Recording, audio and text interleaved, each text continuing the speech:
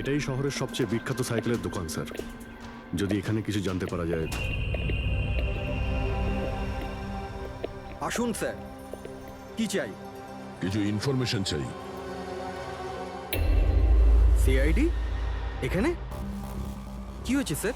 একটু এটা দেখুন, এটা কোনো সাইকেলের টায়ারের দাগ। আপনি কি বলতে পারবেন এটা কোন সাইকেল? আসুন স্যার।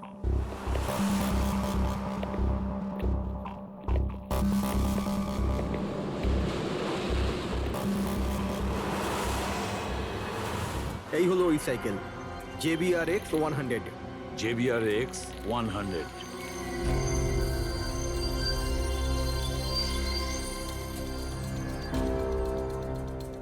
এই দেখুন স্যার, আমি তো প্রথমেই চিনতে পেরেছিলাম। আচ্ছা, কি বলতে পারবেন এরকম সাইকেল কে কিনতে পারে? মানে আমি বলতে চাইছি, কার কাছে থাকতে পারে এই ধরনের সাইকেল?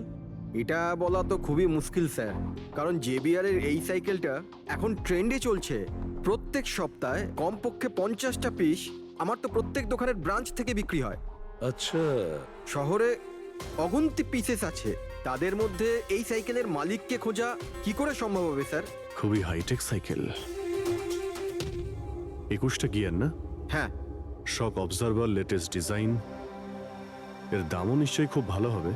দাম 30,000 থেকে শুরু। মানে যেই হোক না সে খুব অবস্থাপন্ন, বড় লোক ঘরেরই হবে। চলো গিয়ে দেখি। Thank you very much.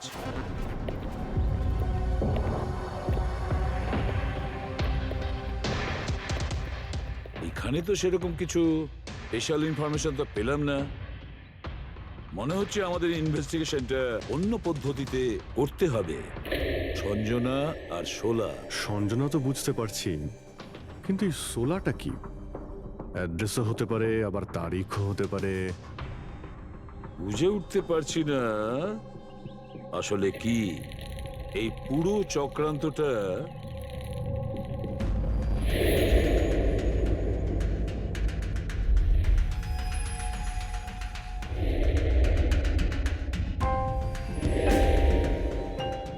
Sir, যেইভাবে এই মেসেজটা লেখা রয়েছে, এই সোলা কোনো তারিখ নয়। এটা 100% কোনো জিনিস বা জায়গা যেখানে যেখানে লাশ লুকোনো যেতে পারে। তো এমন কোনো কিছু পেয়েছো কোনো জায়গা? হ্যাঁ স্যার, স্যার একটা অদ্ভুত জিনিস জানতে পেরেছি। অদ্ভুত? হ্যাঁ স্যার, স্যার একটা গাছ আছে যেটাকে আদিবাসী ভাষায় সোলা বলে। গাছ? মানে তুমি বলতে চাইছো ঝোপ, ট্রি? হ্যাঁ স্যার। তার মানে গাছের ভিতরে লাশ? স্যার, ইন্টারেস্টিং ব্যাপার এটাই যে এই গাছটা দুর্লভ প্রজাতির, কিন্তু মহারাষ্ট্র আর তার আশেপাশের জঙ্গলে এই গাছটা অনেক পরিমাণে দেখা যায়। তাহলে এই গাছ খোঁজার প্রস্তুতি আমাদের নিতে হবে। স্যার, হ্যাঁ বলো। স্যার সমস্ত ডেটাবেস চেক করে দেখলাম, প্রায় সব মিলিয়ে 53 সঞ্জনা প্রকাশ আছে। তাদের মধ্যে 13 জন গ্রেটার মুম্বাই এলাকাতে, আর বাকি সবাই শহরে। একটা কাজ করতে হবে অভিজিৎ, এই যে কয়জন সঞ্জনা প্রকাশ আছে না, প্রত্যেকের ডিটেলস বের করো। হতে পারে তাদের মধ্যে কোনো একজন সঞ্জনা প্রকাশের মিসিং পার্সনস রিপোর্ট লিখিয়েছে পুলিশ স্টেশনে। Yes sir. এই গাছটা পাওয়া যায় না?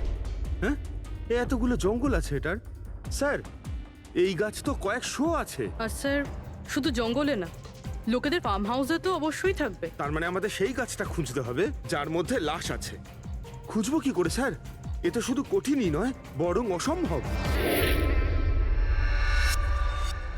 হ্যাঁ ফেডরিক, ঠিকই বলেছো, ব্যাপারটা অসম্ভব। এতগুলো গাছের মধ্যে থেকে কোনো লাশকে খুঁজে বের করা সত্যিই অসম্ভব। একটা কাজ করি আমরা, এই সমস্ত কাজ ছেড়ে দিই। আর কি হবে, এতগুলো লোক মারা গেছে, আমার মেয়েটাও মারা গেছে, এই তো। শুধু এইটাই ব্যাপার যে একটা খুনি কলার উল্টে ঘুরে বেড়াবে, হতে পারে খুনের পর খুন করে বেড়াবে। আরে না স্যার। না স্যার মানে কি? যখন তুমি সিআইডি তে জয়েন করেছিলে তখন কি শপথ করেছিলে? আইনকে রক্ষা করবে এরকম শপথ নিয়েছিলে?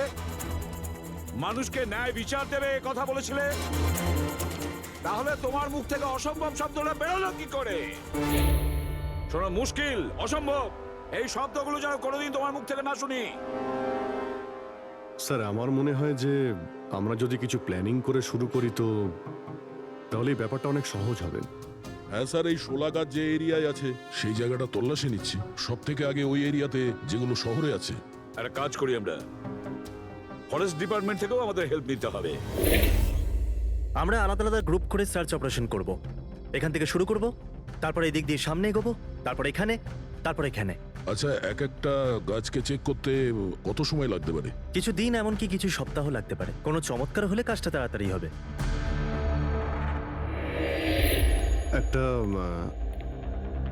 একটা কথা বলুন, সোলার গাছ সবকটার মধ্যে কি এরকম গর্ত থাকে? না না, সব গাছ এরকম হয় না, তবে কিছু কিছু গাছ ভেতর থেকে এরকম হয়ে যায়। ওটা কিভাবে? এই গাছগুলোর একটা বিশেষ রোগ হয়, একটা বিশেষ ধরনের ব্যাকটেরিয়ার হামলা হয় এদের মধ্যে, আর পুরো গাছটাই ফাঁপা হয়ে যায় ভেতর থেকে। মানে যেই গাছটায় লাশটা লুকোনো হয়েছে সেটা ভেতর থেকে ফাঁপা। চলো, কিছু কাজ তো সহজ হলো। আমাদের সেই গাছটা খুঁজতে হবে যেটায় গর্ত আছে। আচ্ছা, এরকম কোনো এরিয়া আছে যেখানে এই সব গাছে এই ধরনের রোগ ছড়িয়ে আছে? প্রায় 150 বছর আগে চারকোলি ফরেস্ট, ওখানেই রোগ পাওয়া গেছিল। এটা এখানে আছে।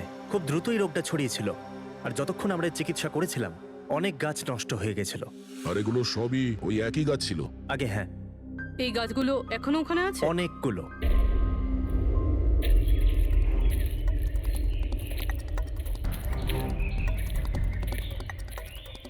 স্যার, এটাই ওই জায়গা যেখান থেকে আমরা আলাদা আলাদা গ্রুপে ডিভাইড হয়ে যাব, আর তারপর সার্চ করব।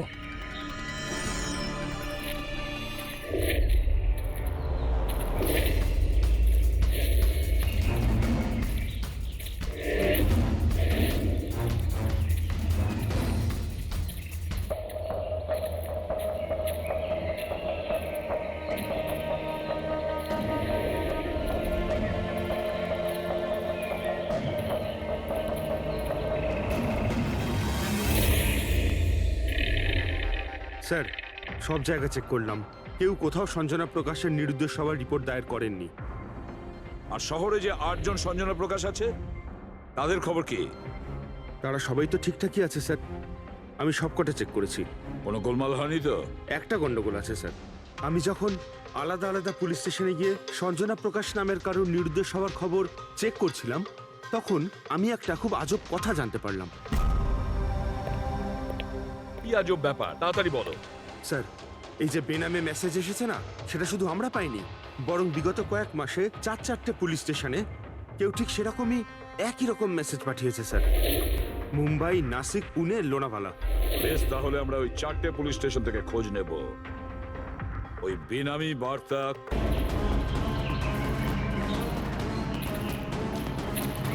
অন্ধকার হয়ে আসছে, আমার মতে আমাদের ফিরে যাওয়া উচিত। রাত্রিবেলা জঙ্গলের ভিতরে ঘোরাফেরা করা উচিত নয়।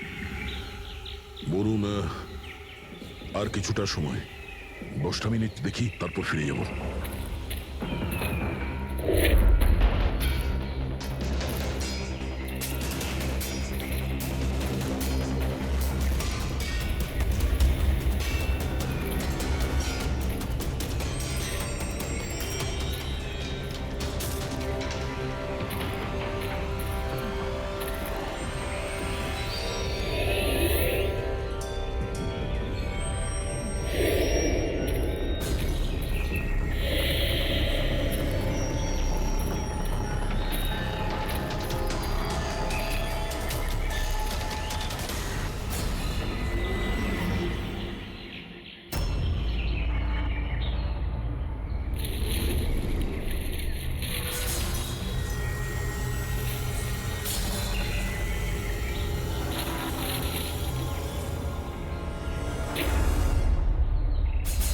মনে হচ্ছে এখানে কিছু আছে।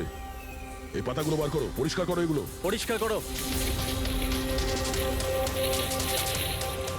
হ্যাঁ অভিজিৎ, এখানে একটা গাছ পাওয়া গেছে, মনে হচ্ছে ওর মধ্যে কিছু আছে।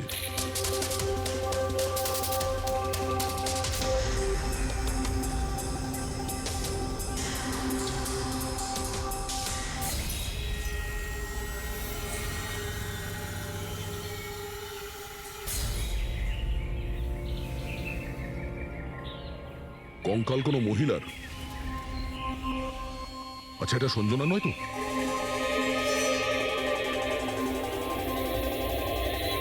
হ্যাঁ স্যার, ঠিক এরকমই মেসেজ আমরাও পেয়েছিলাম কিছুদিন আগে। দেখো তো কে।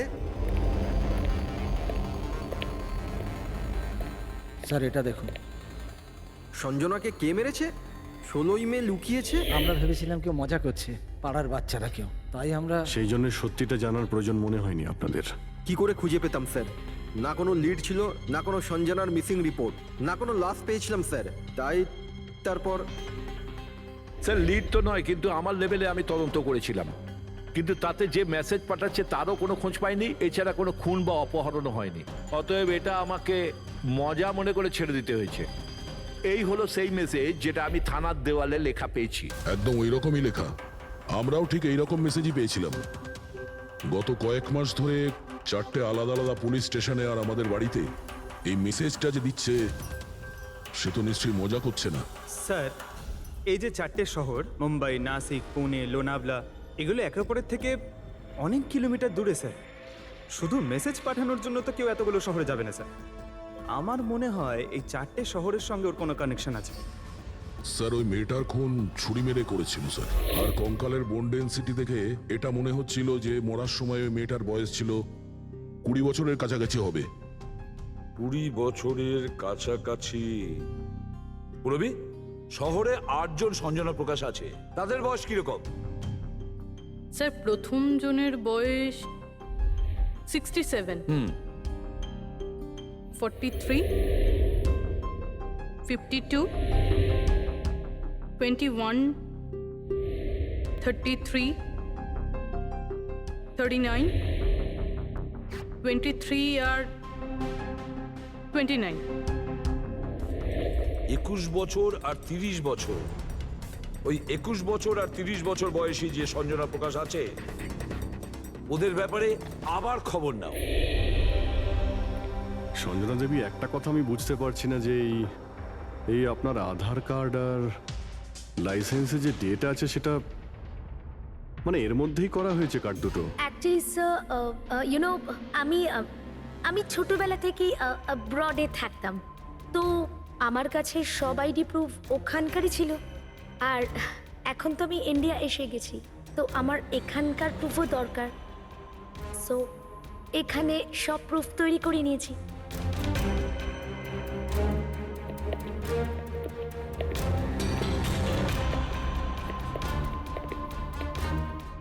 স্যার এই সাইকেলটা দেখুন।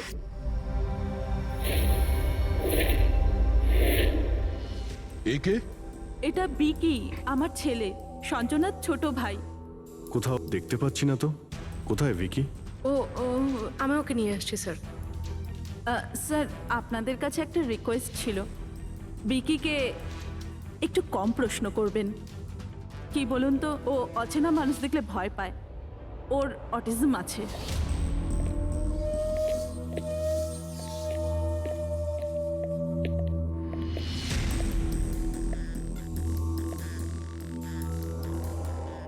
হ্যালো ভিকি। আসলে ব্যাপারটা হচ্ছে, ও অচেনা লোকেদের আর অচেনা জায়গা দেখলে খুব ঘাবড়ে যায়। আরে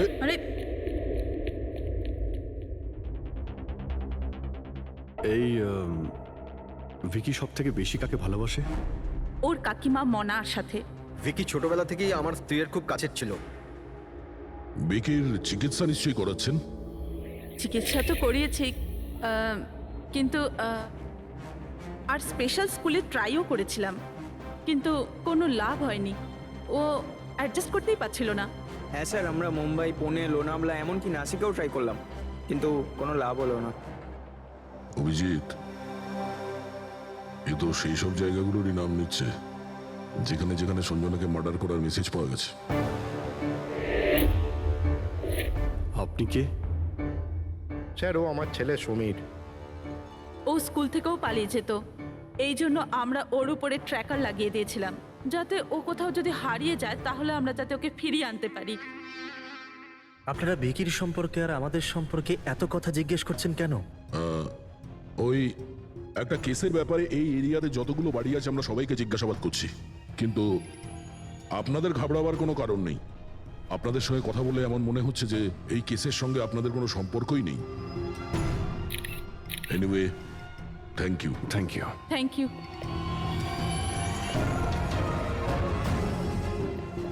চলো এখান থেকে। সঞ্জনাকে দেখে ঠিক লাগলো না, খোঁজ নিতে হবে। স্যার, এটা এজ প্রোগ্রেশন সফটওয়্যার। এটার মাধ্যমে আমরা এটা জানতে পারবো যে এই 5 বছরের বাচ্চাটা 22-23 বছর বয়সে কেমন দেখতে হবে। স্যার, এই দেখুন।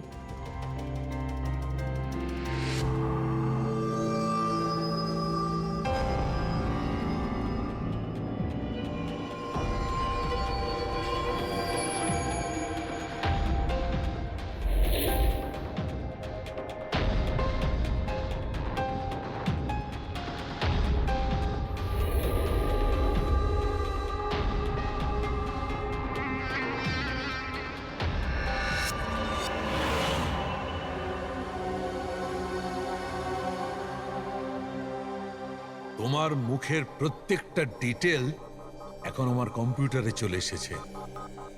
এক্ষুনি জানা যাবে যে তুমি দেখতে কেমন।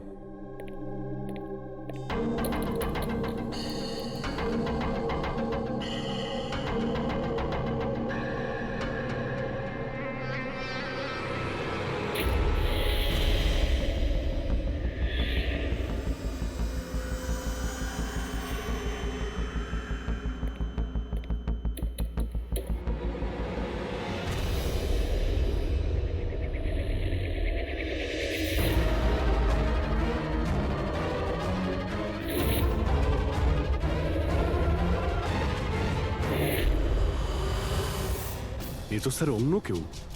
এই হলো আসল সঞ্জনা প্রকাশ। আমরা যাকে পেয়েছিলাম সে অন্য কেউ। তার মানে খুনি সঞ্জনাকে মেরে তার জায়গায় অন্য কাউকে সঞ্জনা বানিয়ে প্ল্যান্ট করেছে। সঞ্জনা প্রকাশ। এই নাটকটা বেশি দিন করা যাবে না। সিআইডি লোকগুলো তো বাড়িতে এসে গেছিল। কাল যদি কোনো একটা স্টেপ নেয় তখন কি হবে? আর আর যদি একটুও সন্দেহ হয় না, তাহলে তো আমিই ভেসে যাব। তুমি এই প্রসঙ্গে কাউকে কিছু বলনি তো?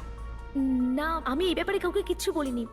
কিন্তু আমি এই সমস্ত কিছু বেশি দিন কিন্তু করতে পারবো না। হ্যাঁ, আমার খুব ভয় করছে আর আমি এখান থেকে চলে যেতে চাই, ব্যাস। ঠিক আছে, রিল্যাক্স। নিজের বাড়িতে বলো যে তুমি এটা ট্রিপে যাচ্ছ আর নিজের জিনিসপত্র নিয়ে বাইরে বেরিয়ে পড়ো। কিন্তু কিন্তু আমি যাবোটা কোথায়?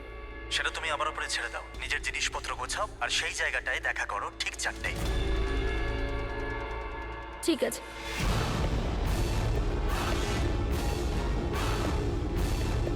সঞ্জনা কোথায়? স্যার, সঞ্জনা? স্যার শুনুন না স্যার। কোথায়? ডাকছি স্যার। আপনারা এখানে? আমরা সঞ্জনাকে গ্রেপ্তার করতে এসেছি। কি? আপনারা ওকে গ্রেপ্তার কেন করবেন? কি করেছে ও? একটা খুনের সঙ্গেও জড়িত। আমাদের কাছে ওর নামে ওয়ারেন্ট আছে। না না ইন্সপেক্টর স্যার, আপনার কিছু ভুল হচ্ছে। আমার মেয়ে এরকম করতে পারে না। ইন্সপেক্টর স্যার, অনেক বছর পর আমি আমার মেয়েকে পেয়েছি। আমি তাকে আর হারাতে চাই না। আর হারাতে চান না মানে? সঞ্জনা 8 বছরের ছিল, তখনই আমার আর আমার স্বামীর বিচ্ছেদ হয়। সঞ্জনাকে নিয়ে আমার স্বামী ইউএস চলে যায়। তারপর কখনোই আমি আর সঞ্জনাকে দেখতে পাইনি। এই কিছু মাস আগেই ওনার মৃত্যু হয়। আর আমার সঞ্জনা আমাকে ফোন করে যে মা, আমি তোমার কাছে যেতে চাই, ফ্যামিলির সঙ্গে থাকতে চাই। খুব মুশকিলের মধ্যে দিয়ে আমি সঞ্জনাকে পেয়েছি। ওকে গ্রেপ্তার করবেন না। আই এম সরি, কিন্তু সঞ্জনাকে তো আপনি আগেই হারিয়েছেন। সঞ্জনাকে খুন করা হয়েছে। আর যে আপনার মেয়ে সেজে এখানে রয়েছে সে একজন বহুরূপী। সঞ্জনা সেজে এখানে রয়েছেও।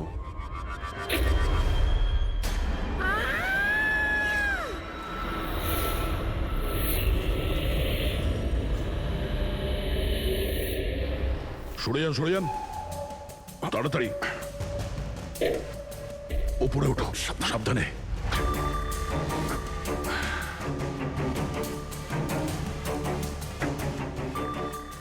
She is dead.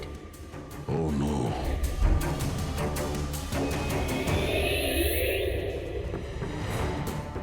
স্যার ওরই ফোন মনে হচ্ছে। কিছু লেখা আছে স্যার এটাতে।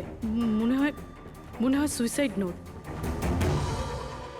আমি আসল সঞ্জনাকে মেরে ওর জায়গা নিতে চেয়েছিলাম, যাতে সুখ স্বাচ্ছন্দ্যে বাঁচতে পারি। সঞ্জনাকে খুন করে সেই অপরাধবোধ আমাকে কুড়ে কুড়ে খাচ্ছিল, তাই সুইসাইড করছি। ফ্রেডি, পঙ্কজ, লাশটাকে ফরেন্সিক ল্যাবে পাঠাবার ব্যবস্থা করো। আর এখানে যতজন লোক আছে ওদের সবার ডিটেলস নিয়ে নাও, কে কখন কোথায় ছিল। না না না না, এটা ঠিক নয়। ও আত্মহত্যা তখনই কেন করলো যখন আমরা ওকে গ্রেপ্তার করতে এখানে আসি? হঠাৎ করে কি ওর বিবেক জেগে উঠলো নাকি? স্যার এইসবে এই মেয়েটা একা ছিল না, পরিবারের অন্য সদস্যও জড়িত আছে। আর সব কিছু জেনে যাওয়ার ভয়ে একে রাস্তা থেকে সরিয়ে দিল। তখন আপনি কোথায় ছিলেন? স্যার আমি রুমে ছিলাম, আওয়াজ শুনে এসেছিলাম। আর আপনি?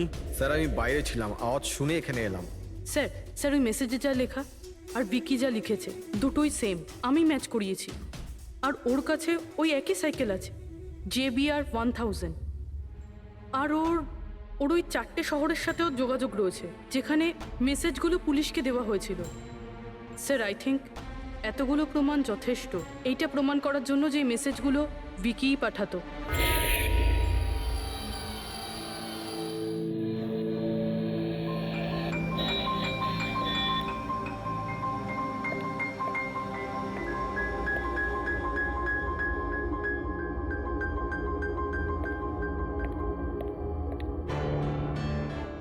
ভয় পেও না বাবা, দেখো কে এসেছে, তোমার বন্ধু হয় বাবা, তোমার সাথে কথা বলতে চায়। আমি তো আছি তোমার সাথে, ভয় পেও না বাবা। ভিকি, তোমার মা বললো যে তোমার নাকি প্লেন খুব পছন্দ, হ্যাঁ? আরে বাহ, তোমার কাছে তো অনেকগুলো প্লেন আছে দেখছি। তুমি আমাকে দেখাও প্লিজ, প্লিজ প্লিজ আমাকে দেখাও না প্লিজ। দেখাও দেখাও বাবা, হ্যাঁ? দেখাও। আরে বাহ, এটা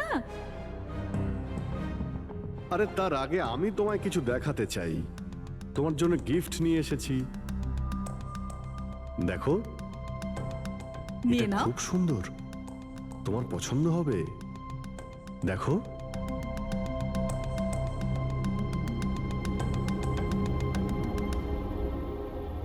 ওয়াও, জেট এরোপ্লেন! আমি না বড় হয়ে পাইলট হব, তখন সব প্লেন উড়াবো। বাহ, এই সব প্লেন উড়াবো, আমাকেও বসাবে? পাক্কা পাক্কা। আরে বাহ, আরে শোনো, আমার একটা বন্ধু আছে, ও সত্যিকারের পাইলট। তুমি কি কথা বলবে ওর সঙ্গে? তুমি চাইলে ওর সঙ্গে ঘুরতে পারো, হ্যাঁ? মাকেও সঙ্গে করে নিয়ে যেও, কি বলো? আরে দারুণ ব্যাপার। আচ্ছা শোনো, আমার একটা কথা বলো, সঞ্জনা দিদির ব্যাপারে তুমি জানতে পারলে কি করে? আরে ভিকি, এটা আবার কি হলো? আরে ভিকি, আমি তোমার বন্ধু, আমাদের কেন ভয় পাচ্ছ তুমি? দেখো আমি পুলিশ, তুমি তো নিজেই বলতে চেয়েছিলে সঞ্জনা দিদির ব্যাপারে, হ্যাঁ? প্লিজ বলো, কি করে জানতে পারলে?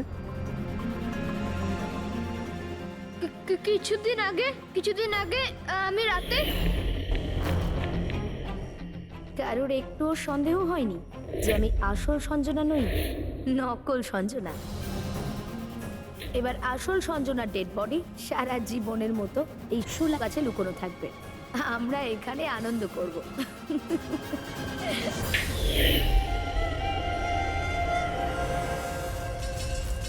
আমাদের আন্দাজ ঠিকই ছিল, এই নকল সঞ্জনার সঙ্গে আরো কেউ যুক্ত ছিল, আর হতে পারে ওই ওর খুন করে দিয়েছে। হ্যাঁ পুরবি,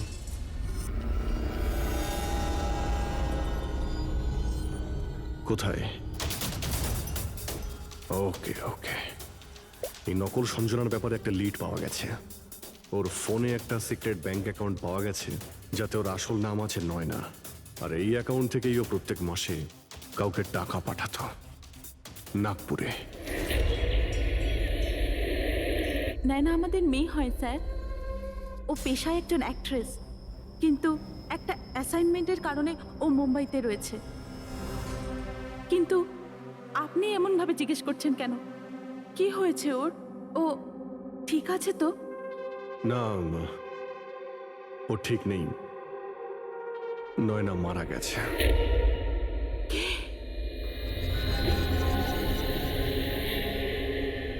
না, ও মরতে পারে না।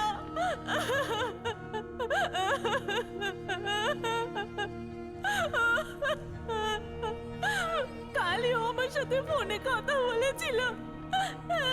না, ওর মৃত্যু কখনো হতে পারে না, ওর মৃত্যু। আমাদের সন্দেহ হচ্ছে যে কেউ ওকে খুন করেছে। হতে পারে সে যার জন্য ও কাজ করতো। ম্যাম প্লিজ প্লিজ নিজেকে সামলান। দেখুন, নয়নাকে তো আমরা ফিরিয়ে আনতে পারবো না, কিন্তু ওর খুনিকে ধরে শাস্তি তো দিতে পারবো ম্যাডাম। প্লিজ আপনি নিজেকে সামলান। ও কার হয়ে কাজ করতো? হ্যাঁ, আমাকে বেশি কিছু বলেনি।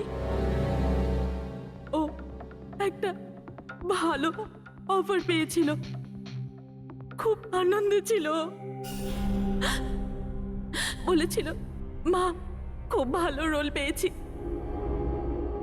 কাজের অফারটা মুম্বাই থেকে এসেছিল।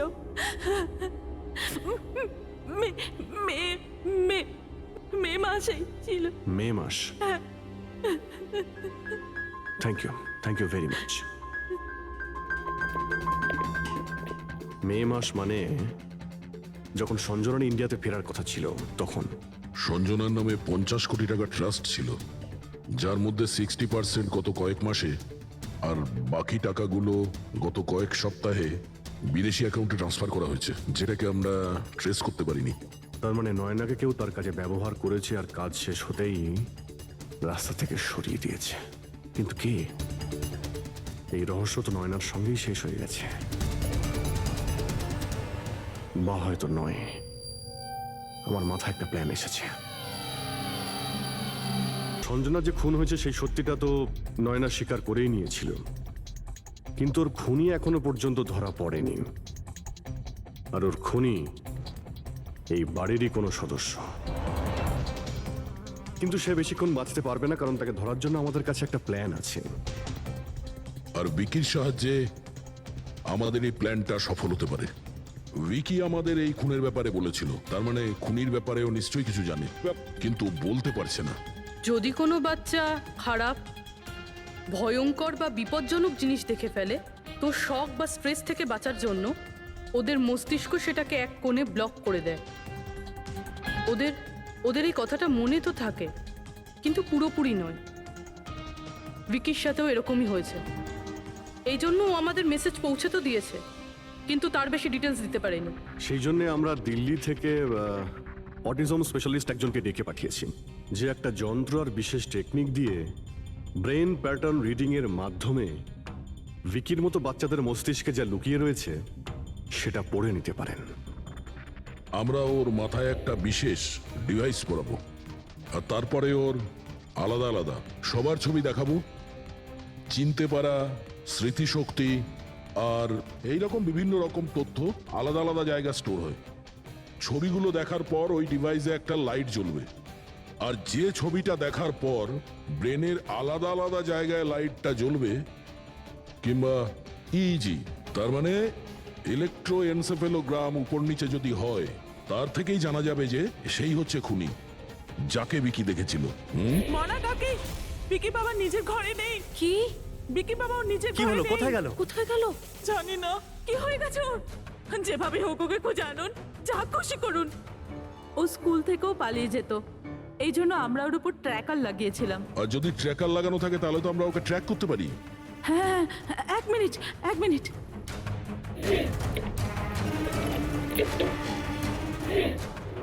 স্যার, ট্র্যাকিং ডিভাইস ড্রয়ারে নেই। আমার ছেলেকে বাঁচিয়ে নিন, যেভাবে হোক ওকে আমার কাছে এনে দিন। আপনি একদম ভয় পাবেন না, ওর কিছুই হবে না। স্যার, যেই খুনি হোক, এই ট্র্যাকিং ডিভাইসটা তার কাছেই আছে।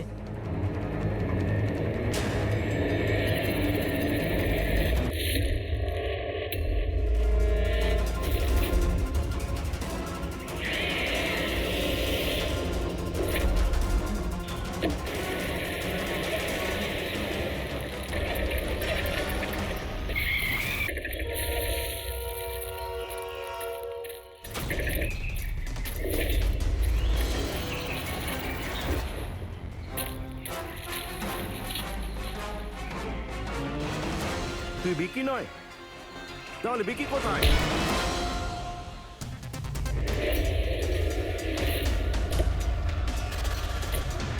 বিকি একদম ঠিকঠাক আছে। বিকি কখনো হারিয়েই যায়নি, সেই কারণে ওকে খোঁজারও প্রয়োজন নেই।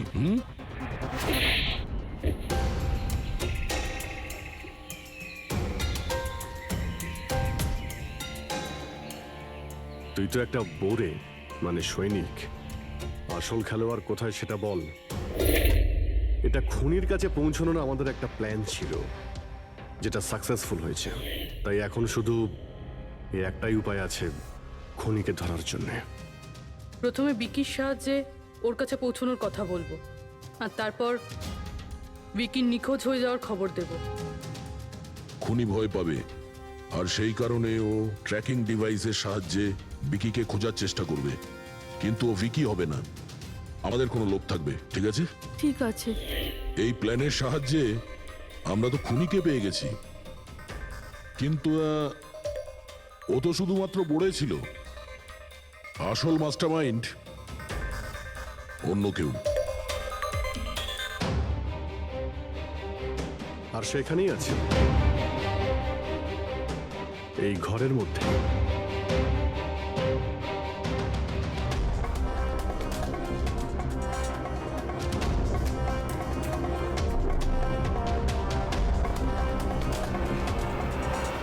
কপিল, কি প্ল্যান বানিয়েছো তুমি?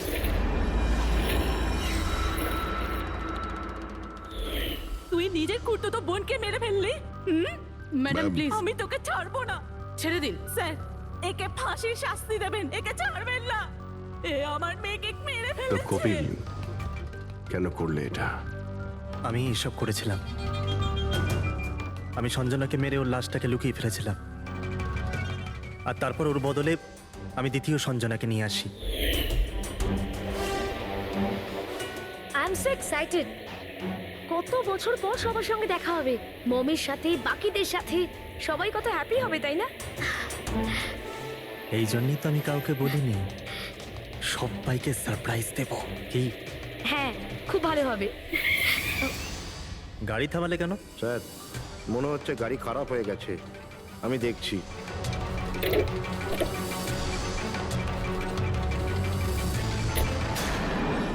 ভাই, এখান থেকে কত দূর আমাদের বাড়ি?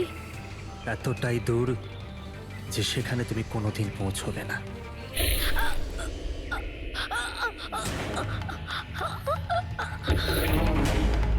তারপর আমরা সঞ্জনা লাশটাকে ওই শোলার গাছেতে লুকিয়ে দিয়েছিলাম। তারপর নয়না, যে একজন অ্যাক্ট্রেস, তাকে আমি সঞ্জনার বদলে এই বাড়িতে নিয়ে এসেছিলাম, যাতে সঞ্জনার নামে যে লাখ টাকা ট্রাস্ট আছে সেটা আমরা পেয়ে যাই। আর শুধু টাকাই নয়, বরং সঞ্জনার আসার আগে যে সম্পত্তি ছিল সেটা আমাদের নামে ছিল। কিন্তু যেই সঞ্জনা এলো, আমাদের ভাগ কমে গেল। এই জন্যই আমি স্যার প্ল্যানটা করেছিলাম। স্যার, সবকিছু ঠিক চলছিল, কিন্তু যেই আপনারা এলেন, নয়না ঘাবড়ে গেছিল, আর আমি ভাবলাম যে কিছু গড়বড় না করে দেয় ও। এই জন্য আমি নয়নাকেও মেরে দিয়েছিলাম।